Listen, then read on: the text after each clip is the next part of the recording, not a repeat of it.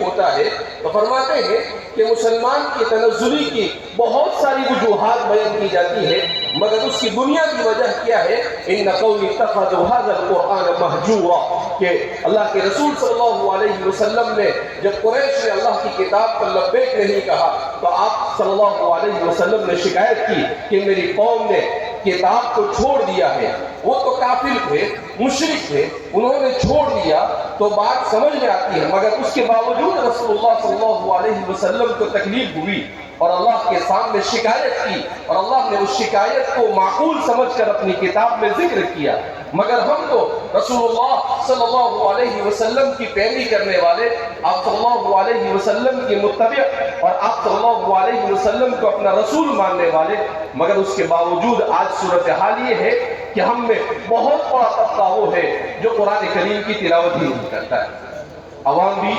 خواص بھی، اور بہت یعنی امت میں بہت کم قرآن کریم کی تلاوت کا رواج باقی رہا۔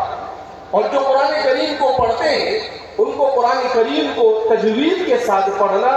اس لیے کہ حدیث پاک میں رسول اللہ صلی اللہ علیہ وسلم نے ارشاد فرمایا اقرؤوا القرآن کما انزل، قرآن کو ایسا پڑھو جیسا کہ اسے نازل کیا گیا۔ اور قرآن خود دوسری جگہ پر کہتا ہے وَرَتِّلِ الْقُرْآنَ تَرْتِيلًا أي وَجَوِّدْهُ تَجْوِيدًا، کہ اس کو تجوید کے ساتھ پڑھا جائے۔ تو اس کو تجوید کے ساتھ پڑھنا یہ من جملہ فرائض میں سے ہے۔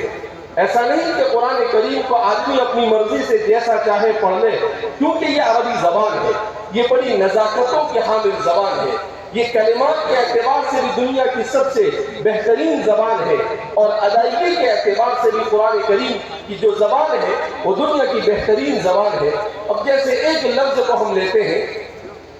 کہ زا، اب عربی زبان میں رال آتا ہے، زا آتا ہے، ضاد آتا ہے اور ظا آتا ہے، اور اس کے ساتھ اگر لام کو ملائے، اگر اس کی مخرج کی ادائیگی میں آدمی تھوڑا سا فرق کرے گا تو اس کے معنی کہاں سے کہاں پہنچ جائے گا۔ جیسے عربی زبان میں ذل، اگر زا کے ساتھ آپ نے پڑھا تو اس کے معنی آتے ہیں پھسلنا، جیسے ہماری کتابوں کے اندر میں آتا ہے باب ذلت القاری نور الاضاء کے اندر میں، تو اس کے معنی آتے ہیں پھسلنا۔ اسی ذل جو آپ نے اگر رال سے پڑھ لیا ذل، تو اس کے معنی کیا آتے ہیں؟ اس کے معنی ہے ذلیل کرنا، ذلیل ہونا۔ اسی کو اگر آپ نے ضاد کے ساتھ پڑھ لیا ضل، تو اس کے معنی آتے ہیں گمراہ ہونا۔ اسی کو آپ نے اگر ضاد کے ساتھ پڑھ لیا ضل، تو اس کے معنی آتے ہیں سایہ کرنا اور قریب ہونا۔